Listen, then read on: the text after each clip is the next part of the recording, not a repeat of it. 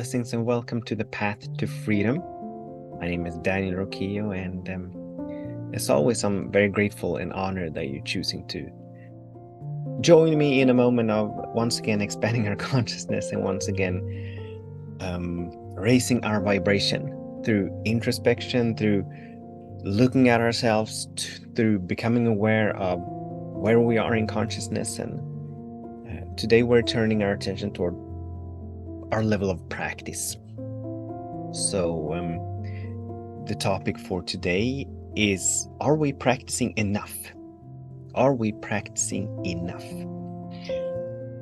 And I was having a beautiful conversation with an individual a few days ago. And this individual shared that she has a beautiful and very powerful morning practice with some meditation, some reading, and some other exercises and things that she does in the morning. And then she goes off to work. And as she's leaving her, or as she's entering out of her morning routine, she feels very inspired. She feels very luminescent, very luminous. She feels very, very peaceful and very expanded. She leaves her morning routine in a very high vibration, and then she goes off to work. And throughout her day, that high vibration sort of sinks, and that very expanded and loving consciousness contracts. And I asked her, first of all, I shared with her that even while it's beautiful and very powerful to to have that morning routine, to have that practice of being in meditation for about 30 minutes every morning and doing some sacred reading and doing some other things that she does, even though that's very powerful and very magnificent,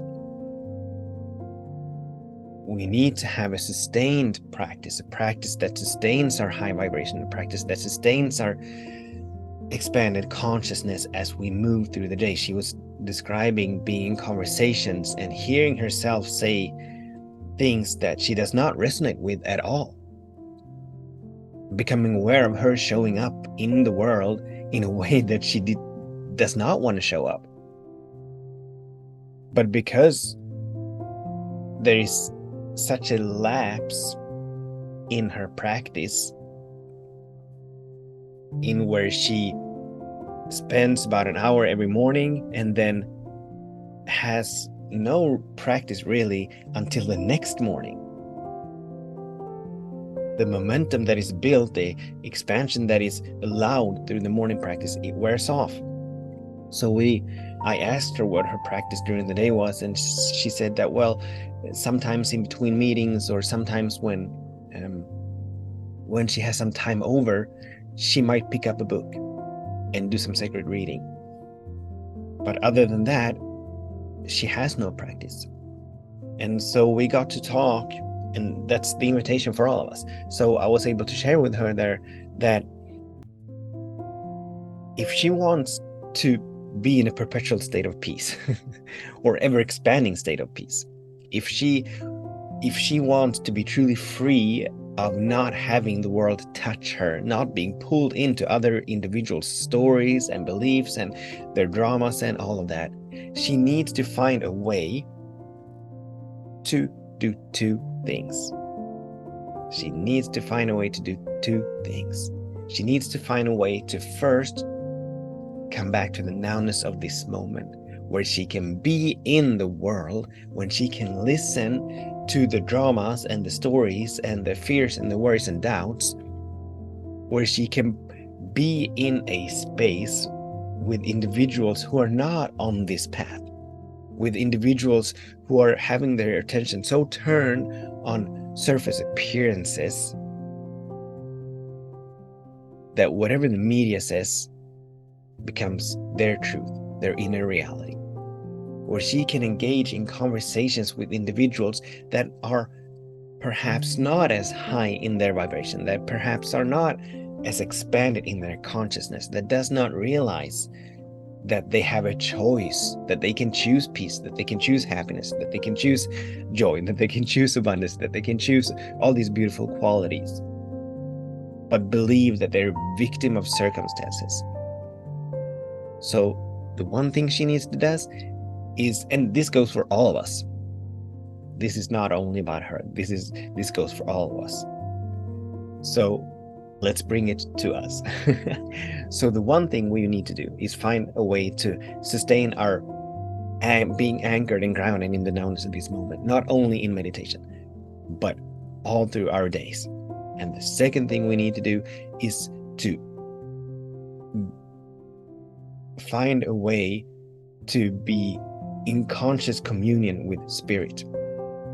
If we want to call it God, if we want to call it the universe, if we want to call it the infinite life or infinite intelligence or divine matrix or unified field or whatever, higher power or whatever we want to call it. But those two are the fundament. They are the basis for ever-expanding peace. They are the basis for ever-expanding love, ever-expanding joy, ever-expanding all of these. They are the basis of freedom. So I was able to invite her to, all through her days, pick two ways, two practices, two techniques that allows her to come back to the knownness of this moment, to step out of time, out of past and present and future. Not only when the crap hits the fan, not only when there's an emergency, but in between these spaces where there perhaps is a lot of things going on in the mind, before she gets pulled into, and before we get pulled into dramas and stories and beliefs. Find a way to come back to the knownness of this moment. And also find a way to consistently, continuously, repeatedly have a conscious communion with spirit. For me, I have different ways of doing this.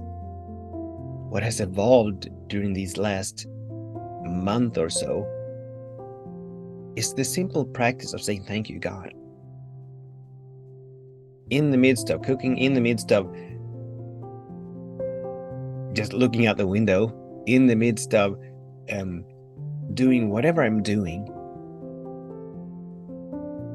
I lean into thank you, God.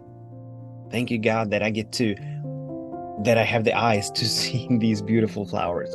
Thank you, God, that I get to be your loving and humble servant and instrument.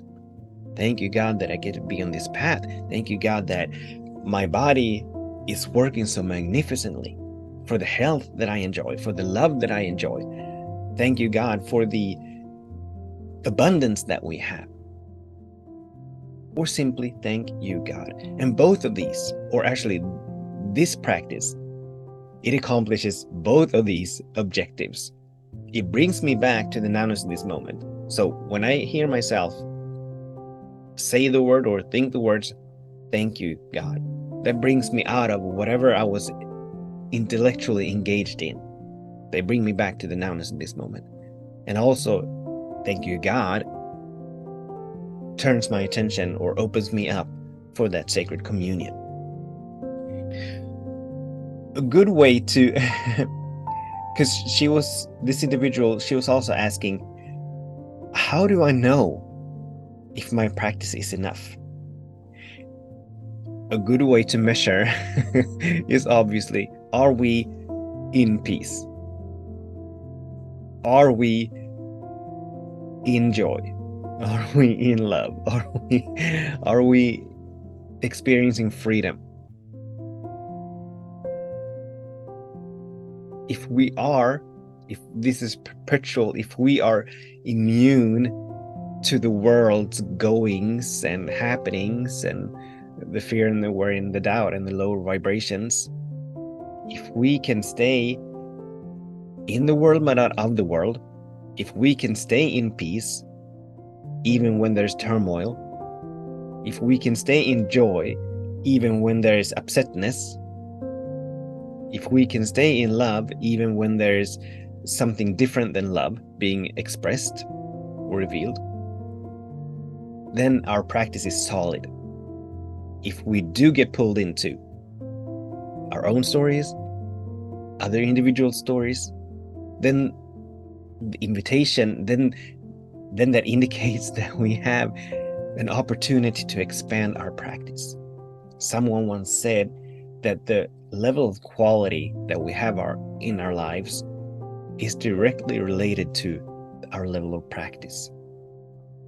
We need to have a practice that absolutely serves us. We need to have a practice that allows for us to be in that sustained high vibration, that allows for us to, that sort of inoculates us from being pulled into past hurts or future projections, that inoculates us from being pulled into other individuals' dramas and stories and beliefs and perceptions and judgments and opinions and all of these things. This is our responsibility. Obviously, it's to the best of our ability, and there's nothing serious about this. We want to take it serious, but there's nothing serious about it. So we don't need to be Grinch-like just because we are being called to practice, just because we're being called to expand. But we want to make sure that our practice, actually, that our level of practice, that it serves us. And there's always room for expansion, and we want to appreciate that offering to go into a deeper level of practice. And when I'm talking about practice, I'm talking about all the tools that we have in our toolbox. Yes, I am speaking about meditation. Yes, I am speaking about prayer. Yes, I am speaking about finding ways to come back to the nowness of this moment. Yes, I am speaking about sacred readings. Yes, I am speaking about affirmations. Yes, I'm speaking about sacred study or hanging out in high fellowship. Gratitude, appreciation, forgiveness, all of these. But we need to have a solid, consistent, and regular practice that absolutely serves us so that we can be beneficial presences that we are here to be, so that we can be the luminous beings of light, that those beacons of light, so that we can be an embodiment of love, even in the midst of something else being expressed, so that we can serve the world and the highest possibility for this world. So we want to be mindful of our practice, and we're always, whenever we do get pulled into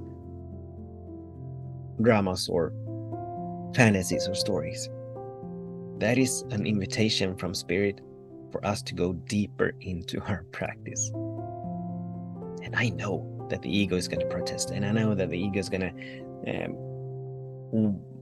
try to make us believe that we don't have time, that this is not the time to go into meditation, this is not the time to take that breath, or this is not the time to say thank you, this is not the time to, whatever the case may be, because the ego, when it keeps us busy, what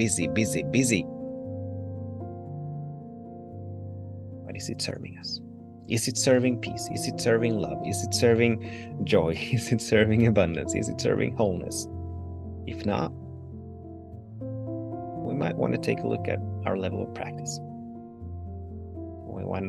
We might want to say yes and thank you to that invitation to go deeper and wider and higher.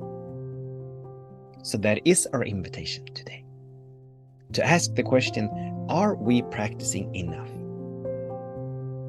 Am my level of practice serving me? Or can I grow? Can I allow it to expand in some way? Thank you so much for tuning in, for participating, for joining me. Until we meet again, I absolutely bless all of our days, and I bless all of our ways. With much love, many blessings. Namaste.